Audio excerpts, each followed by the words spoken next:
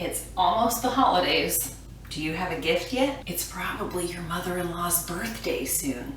Do you have a gift yet? It's your uncle's cat's bar mitzvah and you don't have a gift yet? Never fear, because in this video, I'm gonna teach you how to make really quick last-minute coasters that won't get stained and will have a beautiful, perfect finish. Hi, I'm Nikita and welcome to my channel where this is what I do. I drink and I sell things.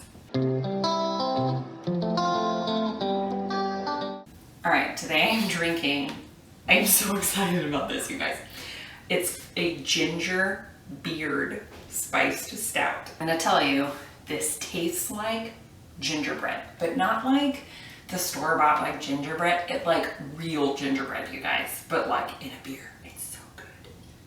I bought it at Trader Joe's in case anybody wants to know. I'm also drinking it out of a Guinness glass that says World's Greatest Dad. Cheers. These are some coasters I made for my dad. A few of old pictures of our family. I also made some coasters for my stepmom using my Cricut. But what happens when you put something that has liquid on it or that's warm on top of that Cricut vinyl, it's gonna come off. So I had to find a way to make sure that the pictures and the Cricut vinyl didn't get dulled, but was protected from the heat and protected from the liquid. And that is when I found epoxy. This is waterproof, heat resistant, and alcohol resistant. And these little bottles, they go a really, really long way. You can get really big ones if you're making like big batch. You can also get smaller bottles than this. So I'm gonna teach you how to make coasters. 1, using glitter. 2, using pictures that you can even just print out from your computer. Super easy. And 3, using just a Sharpie. Brilliant. Okay, let's get started. Don't forget about this. Oh my gosh, it's like Christmas in a cup. These projects can kind of require a lot of materials, but I think most of them you should be able to find Dollar Tree, Amazon, mostly around your house. First, you need whatever it is that you're making the coasters from. So Sharpies, glitter, pictures, make sure you get that all together. If you're doing pictures, you're gonna need a pair of scissors also. You're going to need tiles. These are 4 inches by 4 inches. You're gonna need something to put on the bottom of the tiles. These are stick-on cork squares. You can also use felt, little hot glue dots, or you can find other backers to make sure that they don't scratch your table.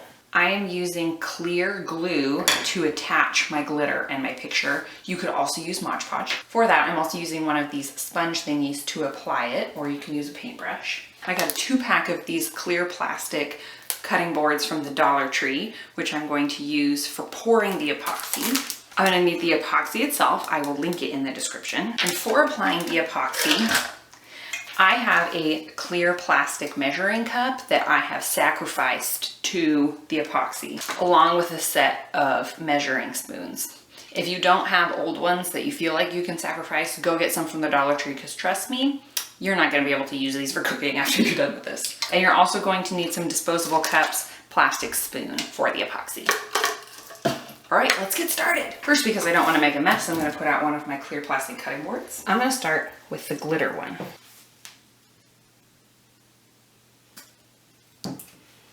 Okay, first, I'm going to take some clear glue and I'm going to spread it around on my coaster. Then I'm going to put some glitter over the whole thing. I could stop here, but I kind of want to do like an ombre effect.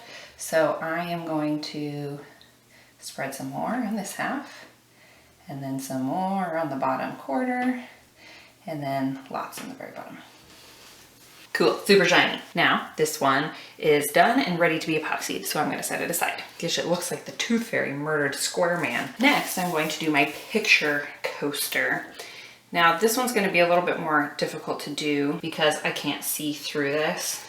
So I'm going to place it where I think I want it, and then I'm going to use a pen to trace around it before I actually cut it out. I would use a pencil to do this if I were you, because then you can readjust it if you need to. And that's perfect, that's just where I want it.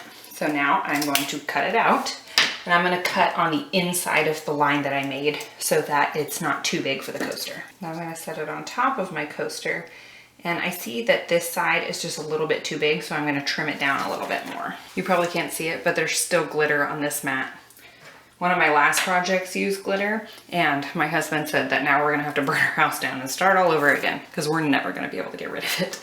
Don't forget about your beer. Oh gosh, so good. Okay. Gosh, I feel like I'm putting glue on a toaster strudel. Let's get that thin layer of glue on there. And from the middle, push out to the outsides to flatten it down. Get out any bubbles. Make sure that if you get glue on your fingers, not to touch the picture, because then it'll be there forever. All right, now this one's ready to be epoxied, so I'm gonna set it aside. This is what the picture coaster looks like after you put the epoxy on it. There is some slight bleeding in some places. And you can see the color distortion in this one because what happens is when you put the glue or Mod Podge on, the color will bleed slightly. If you don't want this to happen, then what you can do is use an actual picture, or I'm gonna use some spray adhesive. Now for this one, all you need is a Sharpie. If you mess up, you can put a little bit of rubbing alcohol and just wipe away what you messed up on. So draw or trace or write whatever it is you're going to.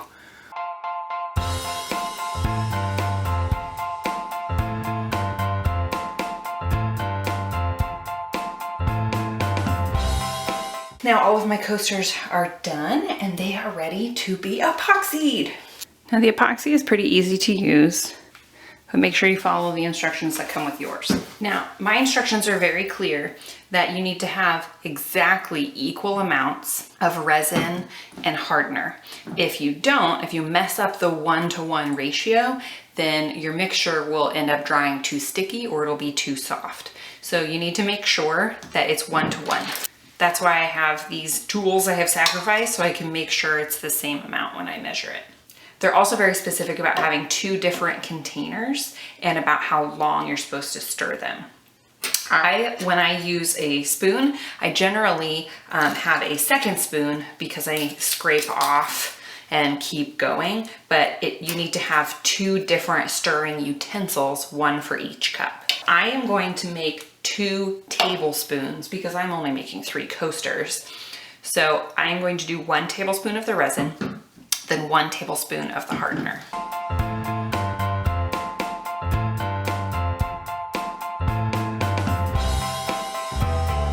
And then I'm going to pour it into the second container. Then if you're going to take a drink, take it fast because we need to pour it. I like to put a little bit in the middle, just a little bit though, and then kind of help it spread out.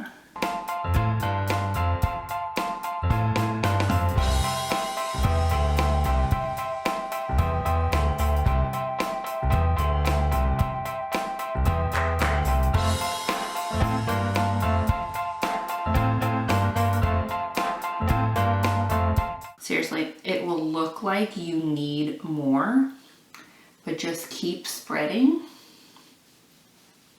And you probably just need a little quarter size amount. And now, even though the epoxy had kind of bubbles in it, you can see that the bubbles start to go away and it'll start to dry clear. The instructions have specifics on what to do about the bubbles. After 15 minutes, air bubbles created while mixing will start to rise to the surface, and by blowing on them gently, it says, you can remove the bubbles. I like to just wipe out with a paper towel the tablespoon or the measuring cup, and then I set it somewhere like this to dry. Now while I'm waiting for the bubbles, I'm just gonna enjoy some more baby-free time. Gosh, so good. So carbon dioxide is what removes the bubbles. You just have to blow and then you'll get a nice clear finish. Don't blow on your coasters too hard though, because we don't want to blow it off the ends. Part of the reason that we do this on one of these plastic sheets is because this will just peel right off of the plastic so that if it does bleed, that you can just peel it right off. To trim this up, take an X-Acto knife and just slice through it.